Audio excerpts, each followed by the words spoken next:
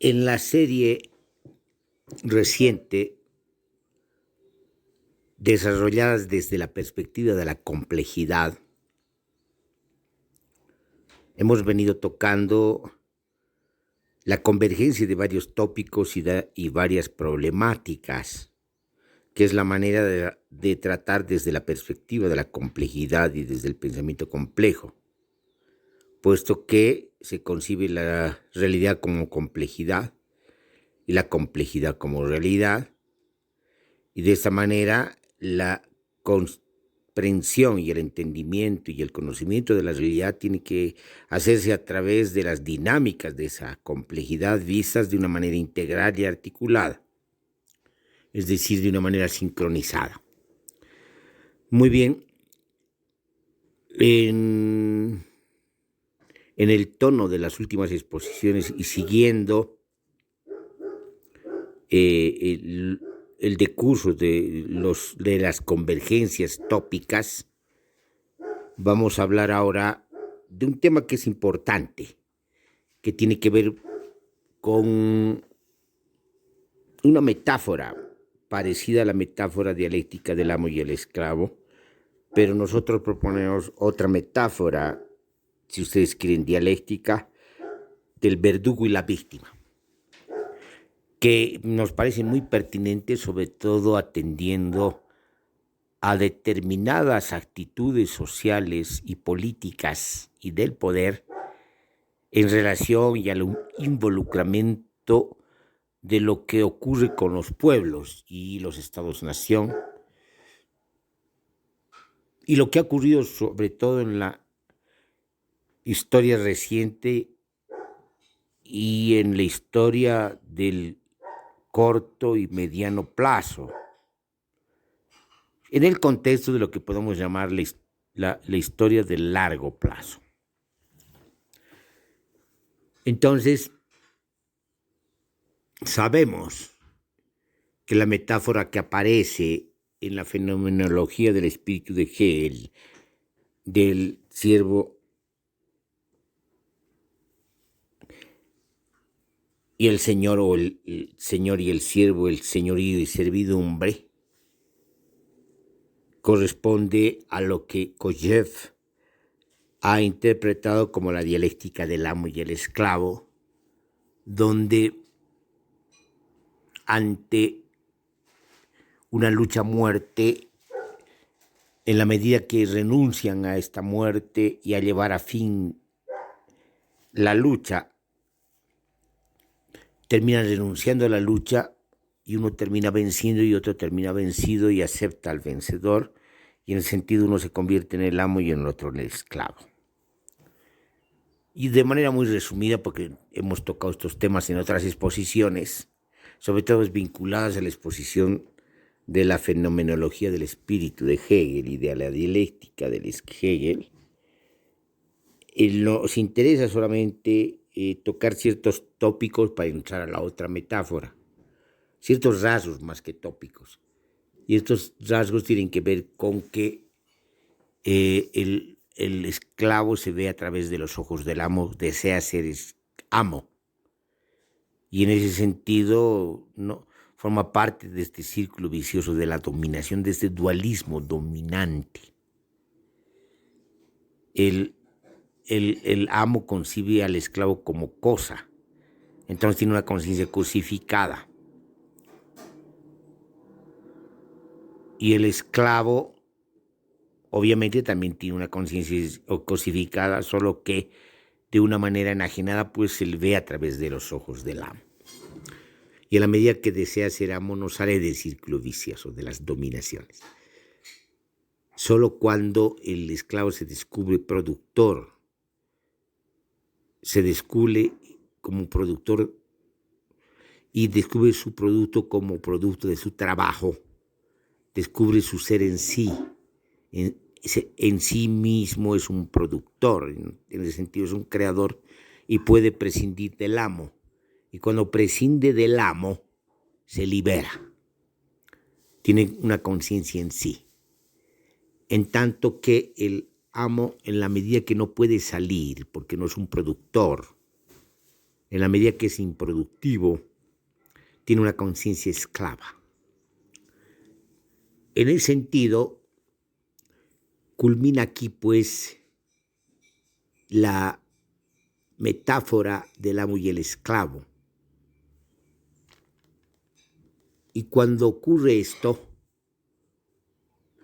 las consecuencias filosóficas también son importantes en tanto y en cuanto Hegel nos dice que este acontecimiento, esta liberación, nos lleva a la conciencia en sí y nos lleva al conocimiento.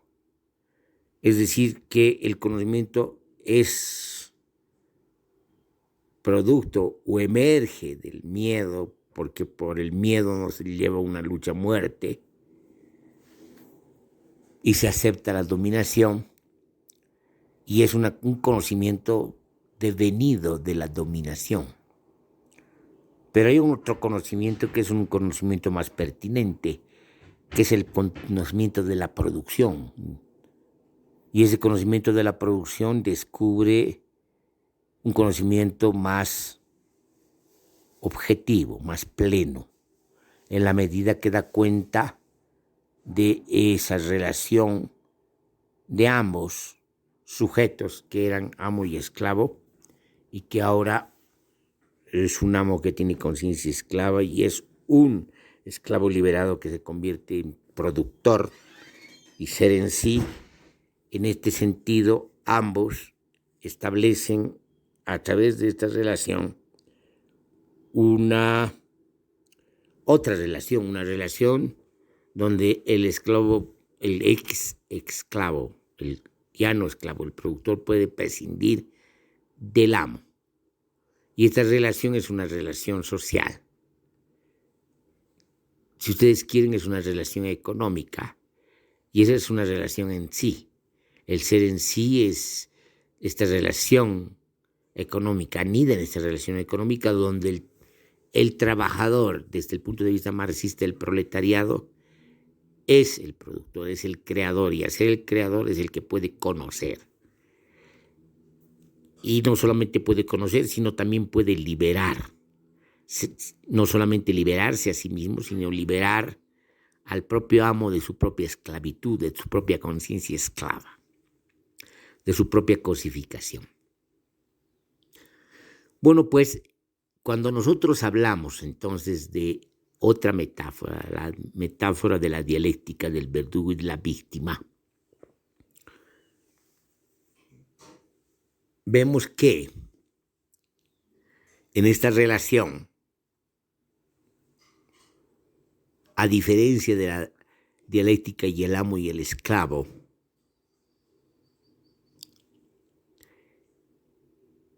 el verdugo, si ustedes quieren, es el dominante,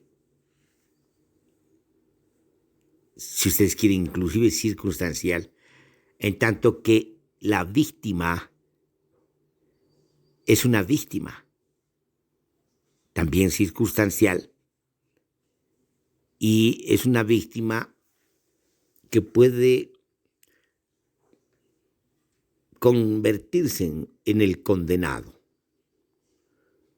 El verdugo es el que aplica la condena a muerte. Pero en el transcurso, la muerte no se da de manera inmediata, sino que es mediada por una temporalidad, por una espera, por trámites burocráticos, por funcionarios que hacen el papeleo del cumplimiento, el papeleo para que se cumpla y se realice el martirio en el cadalso.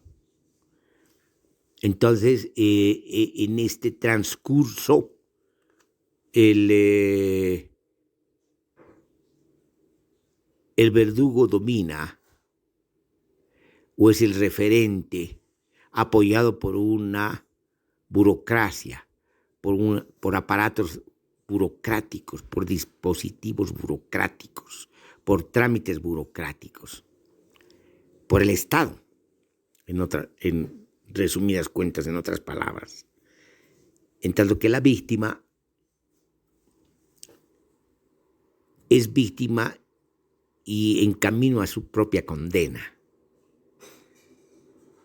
Ahora bien, no necesariamente en este caso la víctima desea ser el verdugo y se ve a través de los ojos del verdugo, sino que se siente a sí misma víctima, se concibe como víctima a través de su propio sufrimiento, a través de su propia discriminación, una espera prolongada que le lleva al martirio y a la condena. Y en este caso, solo en determinadas circunstancias, la víctima quiere ser el verdugo. Y esto ocurre cuando no se llega a la condena y la condena es suspendida, quizás también burocráticamente. Es decir, es condenado el condenado, es condenada la condena, y en ese sentido es suspendida la condena. Y cuando ocurre esto, la víctima puede seguir concibiéndose como víctima en la medida que es perseguida, en la medida que tiene una especie de espada de Damocles, en la medida que es señalada como delincuente, en la medida que es discriminada y marginada. En estas circunstancias puede la víctima, en la medida que tiene un espíritu de venganza, quiere vengarse, en este caso quizás desee ser el verdugo y llega a ser el verdugo y se vengue. En esas circunstancias no salimos del círculo vicioso de las dominaciones. La víctima se convierte en el verdugo y en ese sentido hay un juego de espejos. El verdugo se ve en la víctima y la víctima se ve en el verdugo. Y por lo tanto son dos caras de la misma medalla del poder, del círculo perverso y vicioso del poder.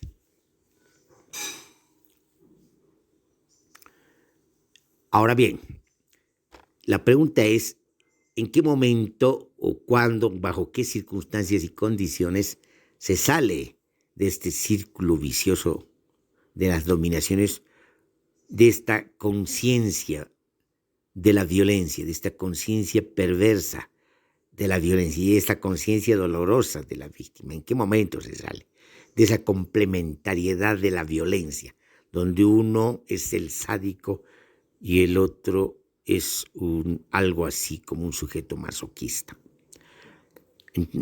¿Cuándo se sale? ¿En qué circunstancias?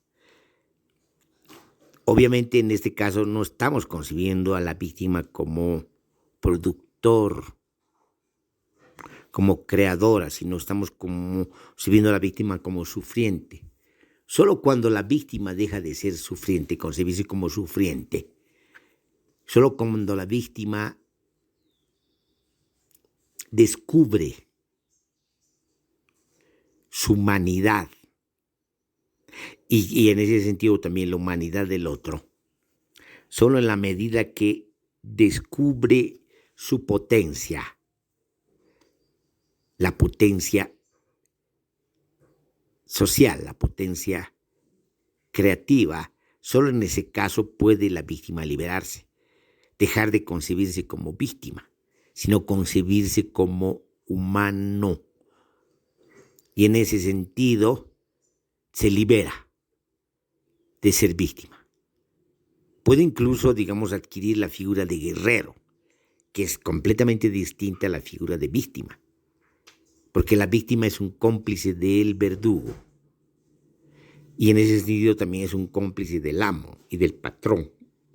En otras figuras dialécticas, cuando logramos una especie de proliferación la misma performance figurativa, metafórica, y lo que contiene esta performance en sus connotaciones.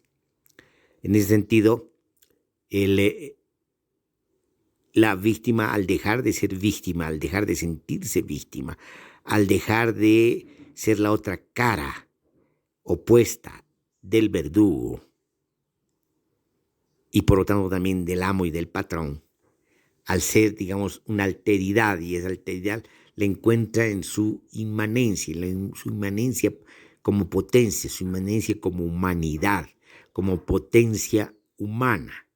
En ese sentido se abre a su otra liberación, de carácter, si ustedes quieren, más existencial. Bueno, todo lo que estamos diciendo tiene un sentido filosófico, no es un sentido descriptivo. Es decir, no estamos hablando histórica, política y socialmente, no estamos describiendo acontecimientos sociales, sino estamos haciendo figuras, es decir, en otras palabras, esquematizando filosóficamente, y a través de esta esquematización orientarnos y tener instrumentos de comprensión para alumbrar en las problemáticas sociales y en las problemáticas del poder. Entonces, en estas condiciones, en las condiciones que se concibe, que se libera la potencia humana, se libera la víctima de ser víctima y se libera y se tiene la posibilidad de liberar al propio verdugo de su propia, digamos, función, de su propia violencia, y se puede liberar al amo de su propia violencia, su propia dominación, y al patrón de su propia dominación. Es decir, la única manera de salir en este caso de la cosificación es el logro de una conciencia en sí de carácter existencial, de una conciencia de lo que se es en términos corporales y espirituales, y esta concepción es la concepción humana, de la concepción filosófica y estética de la humanidad. Y en ese sentido, digamos, se reclama, si ustedes quieren, los derechos universales de la humanidad, o los derechos convertidos en universales a través de las conquistas sociales, a través de las conquistas políticas, a través de las conquistas jurídico-políticas. Y eso implica precisamente un otro conocimiento, un conocimiento de las potencialidades, un conocimiento y un entendimiento de la potencialidad, un conocimiento que no es el conocimiento suficiente de la víctima, que es un conocimiento limitado, que tampoco es el conocimiento técnico del martirio, de la martirización del verdugo, ni el conocimiento de la dominación del amo y del patrón, que no son otra cosa que conocimientos cosificados, de la cosificación de la conciencia cosificada. En este caso tenemos un otro ser en sí a través de un acto, si ustedes quieren, que no es de producción, sino es un acto de reflexión inmanente, de descubrimiento inmanente, de interpretación existencial, que se puede ser trascendente en la medida que, digamos, se convierte en práctica y en acción. Por ejemplo, práctica de solidaridad. Por ejemplo, práctica de lo que se llamaba antes fraternidad y se puede llamar sororidad, pero digamos lo más completo, podemos incluir estos términos en una solidaridad plena, en la comprensión de del significado universal de humanidad, del compartir esta potencia, y si ustedes quieren en términos literarios, este destino. Entonces, lo importante de lo que acabamos de decir es que aquí planteamos precisamente esa complementariedad perversa entre el verdugo y la víctima, pero también en el contexto entre el amo y la víctima y el patrón y la víctima. Ser víctima es ser cómplice del amo y del patrón y del verdugo. Entonces, esa conciencia de víctima no es otra cosa que una complementariedad perversa de su contraste, de su oposición dominante. Dicho esto, podemos pasar ya, digamos, a consideraciones de carácter social, político, histórico. Y esto significa, por ejemplo, eh, reflexionar sobre ciertos fenómenos que se han dado en la historia, y sobre todo en la historia moderna.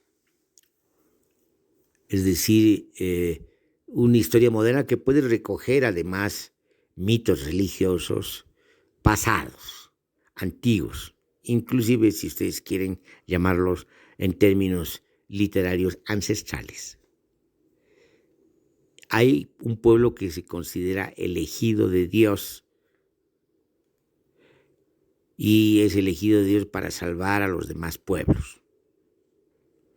Esa es una forma de concebirse como conteniendo un atributo inmanente delegado por Dios, es decir, delegado por el mito de esta selección privilegiada, de esta contención inmanente de cierta diferencia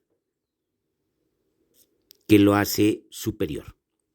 Pero hay pueblos que se consideran también elegidos por Dios, pero ya no para salvar a los demás pueblos, sino para destruirlos.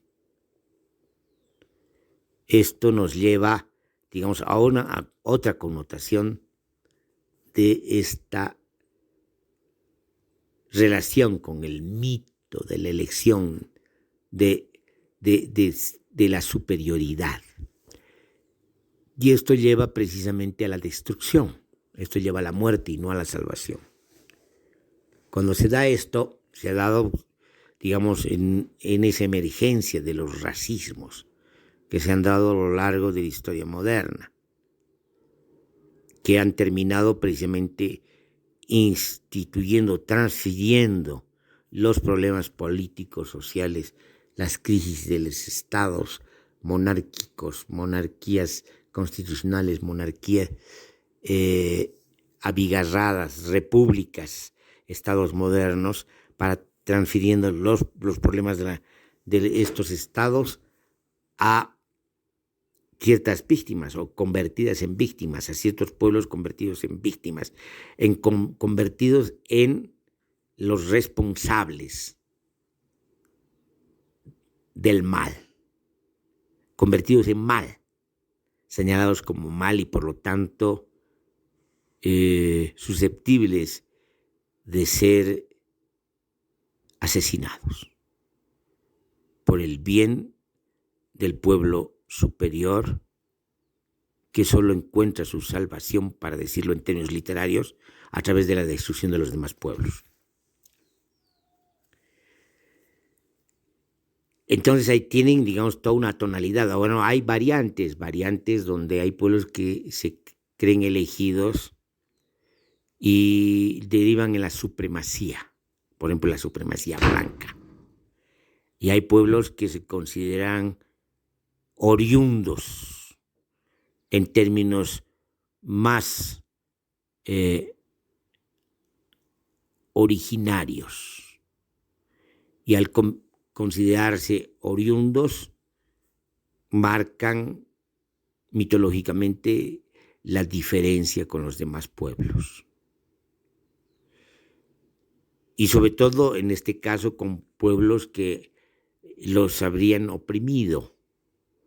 Y en ese sentido, digamos, al considerarse oriundos, tienen derecho, digamos, a la liberación y por lo tanto la subversión, pero, digamos, esa es la parte, si ustedes quieren, positiva, pero también se consideran con el derecho de la destrucción de los otros pueblos. Y esto obviamente, de la misma manera que cuando el esclavo se miraba a través de los ojos del amo y quería ser amo, no se sale del círculo vicioso de la dominación, y en este caso del círculo vicioso de la violencia, del círculo perverso de la violencia. Es decir, estos mitos, estas construcciones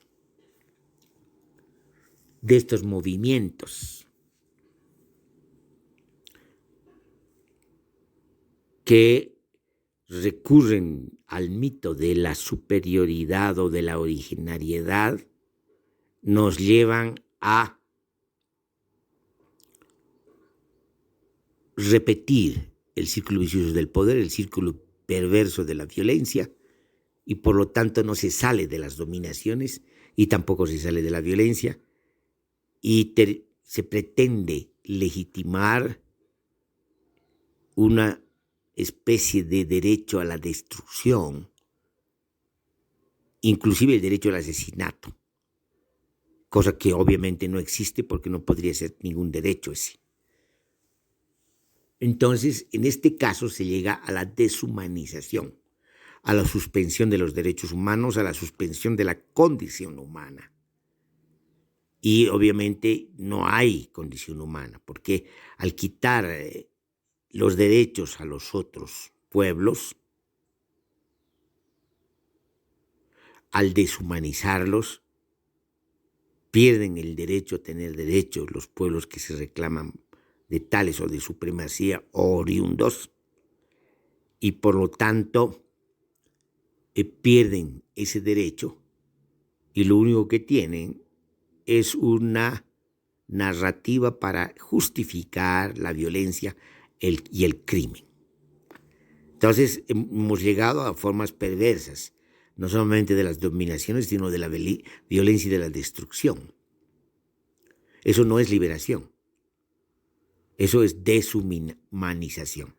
Y por lo tanto se está lejos a la forma de conocimiento existencial que tiene que ver con el conocimiento de la potencia humana.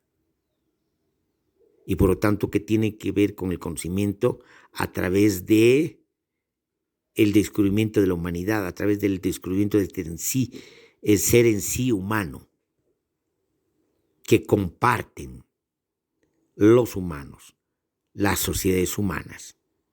Y en ese sentido, al perder, digamos, este horizonte amplio, abierto, se estrechan tanto los horizontes que se llega a la calamidad de la catástrofe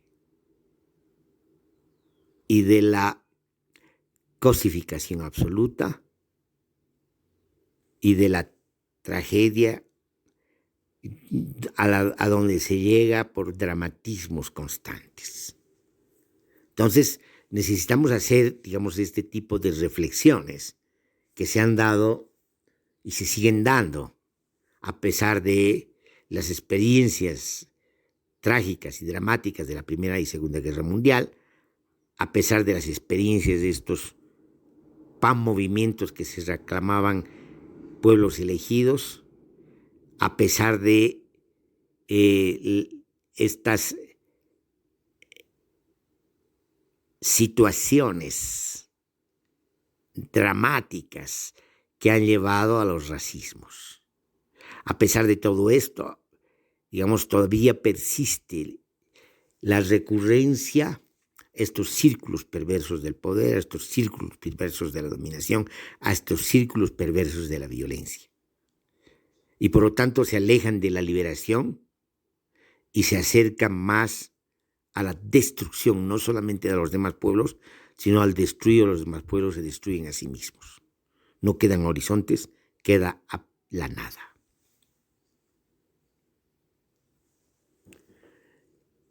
Esto es importante hacerlo, hacer esta reflexión en el contexto de la crisis ecológica que amenaza la sobrevivencia de la humanidad, la crisis de la civilización moderna que se muestra ya en su clausura y crepúsculo, en este contexto donde en vez de abrirse a una deconstrucción de las ideologías y de las mitologías, de las religiones, en vez de aperturarse a un conocimiento de la inmanencia como creador, como productor y como humanidad, en vez de abrirse al conocimiento de la vinculación complementaria con los demás seres orgánicos y las demás sociedades orgánicas y ser conscientes de ser parte de los ciclos vitales, en vez de esto, en vez de, digamos, abrirse a la propia, si ustedes quieren, vamos a repetir la palabra en términos ya más literales y metafóricos, a su propia salvación y la salvación del planeta, optan por reproducir de manera muy extraña, muy tanática, la reiteración proliferante de estos círculos viciosos, de estos mitos destructivos, de estos racismos, de estas mitologías de la jerarquía suprema de la dominación y de la muerte. Aquí terminaríamos esta exposición y pretendemos seguir con una exposición más descriptiva de lo que ocurre y de lo que ha ocurrido en el pasado mediato, en el pasado inmediato y en el presente emergente.